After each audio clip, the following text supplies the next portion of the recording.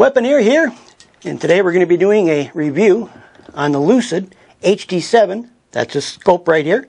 This right here is a really heavy-duty scope, and it's a cast aluminum body with a rubberized coating over the whole thing.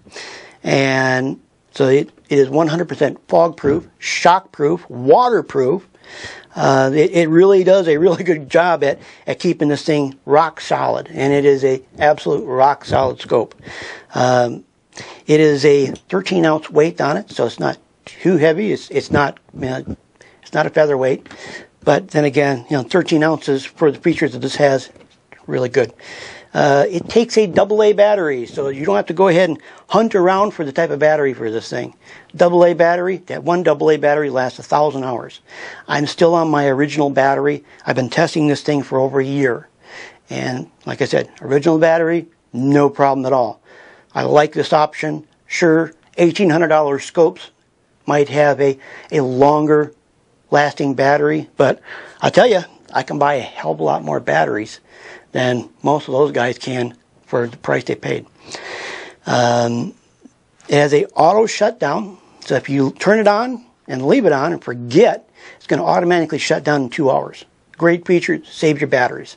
If you are out in the field and you're carrying it with it on, which is perfectly fine, and you raise it and a reticle goes into sleep mode, you just take a quick tap on the power button right here.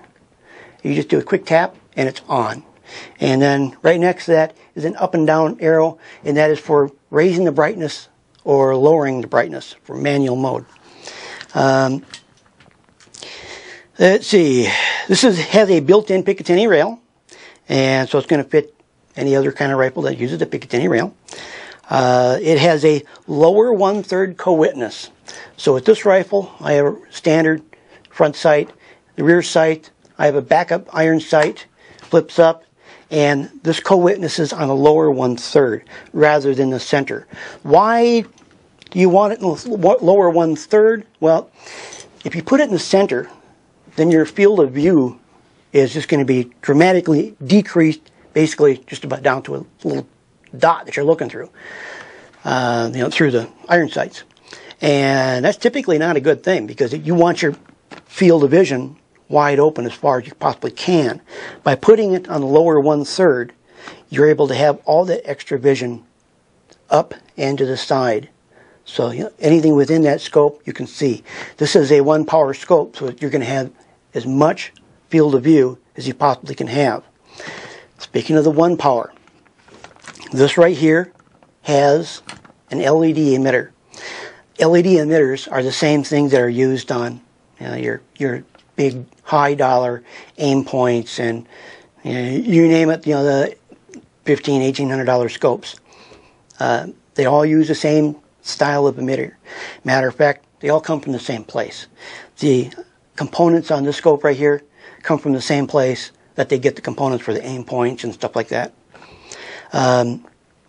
So you're talking extremely high quality, and you're not when you're talking about high quality, you get this for the same components as you're getting for the other ones, and this one right here is $1,000 less, and it's got the same performance, same quality. It really is that good of a scope.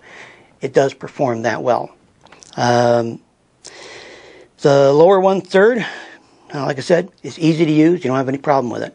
And then, if you want to go ahead and fold your backup iron sight back down again, you got your full view. But on a 1-power, when you're using an LED emitter, what happens is you're looking through the scope. Well, the LED emitter is right here, and it looks like a little block that sits right here with a little bump on it, and it sticks into when you look through your scope. You actually can see it right here.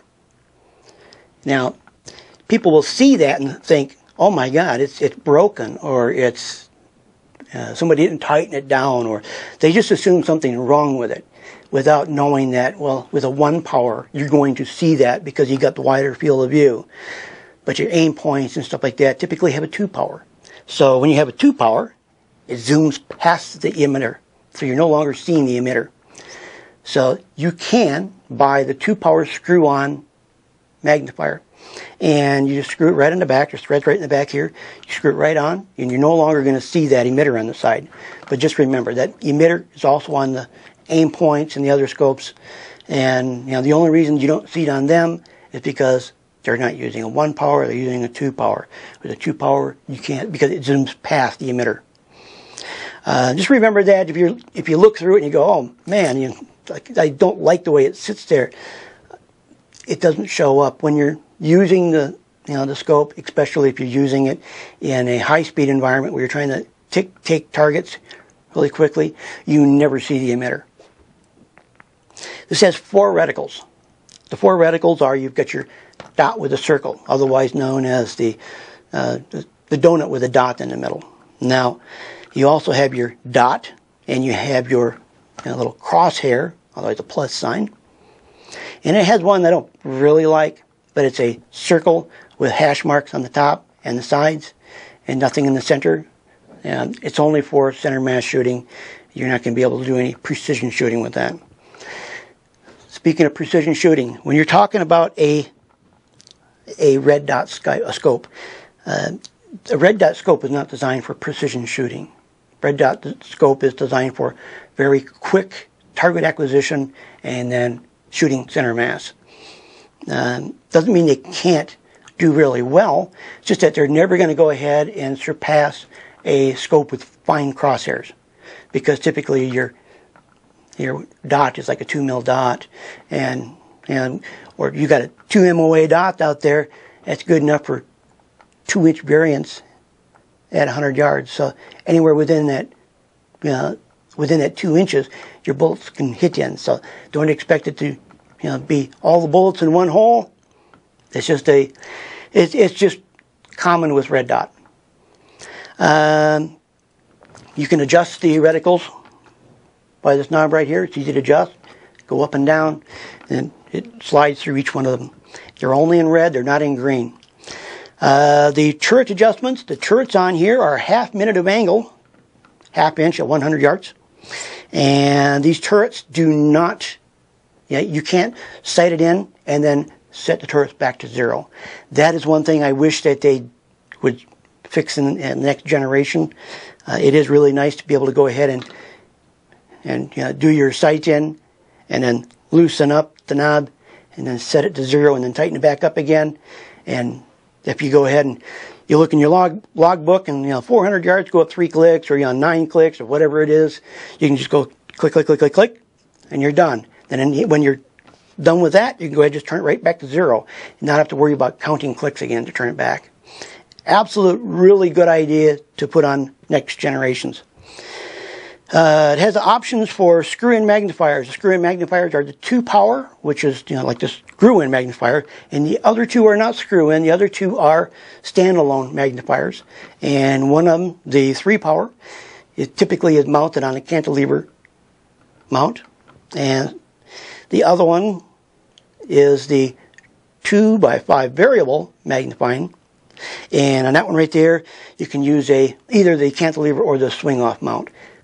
Personally, I would use the swing-off mount, because that gives me the ability to swing my magnifier out of the way, so I have 1 power, full field of view. Or I can go ahead and flip that in there, 2 power to 5 power. Let's see. You cannot mount a kill flash on here. So right in the front here, well, while it's got great optics, the glass is really clear. It's 1 power. It's got a really nice coating on it. It's not too bright, and it does the job. It takes care of what it needs to take care of. And I didn't have any problem with it. But if they would have extended the screw on here for the lenses, if they would have extended this thing out just a couple more millimeter, a person could have bought the kill flash and screwed it right in, and it would have been a lot nicer not to have potential of giving yourself away. Typically, animals is not a big deal, but if you're a police department or a SWAT team and you're using it, you might want to go ahead and have a kill flash. There are a lot law enforcement agencies that are using this now. So I do like the idea of having a kill flash, so that's something else I'd like to see them do in the next version. It's not currently on this version. 1,000 hour battery life. I mean, you can use it and use it and use it. I've used it for 1.5 years, and I've had never to replace the battery. I've abused this. I've really, beat this thing around. I've done a lot of run and gun with it, and it's never failed me. It's always done beautiful. I took it to the Outbreak Omega for the 2nd year, and it was able to go ahead and very quickly do zombie headshots. And it was just really, it just made it so much easier. Anybody that's ever seen this optic on here and just looked through it has loved it. And, that I would love to have, like 3 more. And there's easy to go ahead and put it on 3 more rifles of mine. It's that good. I would use this over and over and over again. It's been swapped between a lot of different rifles, which is why I'd like to have about 3 more. I've used this on 5.56, 5.7, 6.5, and 308. So it can use a variety of different weapons and power, and no problem at all. Really, that's about it. It is a fantastic scope. You're not going to have any problem with it. It is a extremely high quality. It's the same components as the Aimpoints. But at the same time, it's not the same price. They dropped the price. There's no need to have the price way up there like that. They just dropped the price down so the mere mortals can go ahead and afford these scopes. Fantastic scope. I think if you're looking for a really good red dot, that's really quick target acquisition, which is what a red dot is designed for. If you're looking for that, this is the one to take a look at. This is the Lucid HD7. It's worthwhile. I highly suggest it. And if you're looking for where to purchase from, go ahead and look at my little comment section below, and there will be a link so you can go ahead and take a look at some. That's basically it. If you have any comments or questions, feel free to post them below. Don't forget to subscribe. Don't forget to rate my videos. I'm Weaponeer, and I'll catch you in the next video.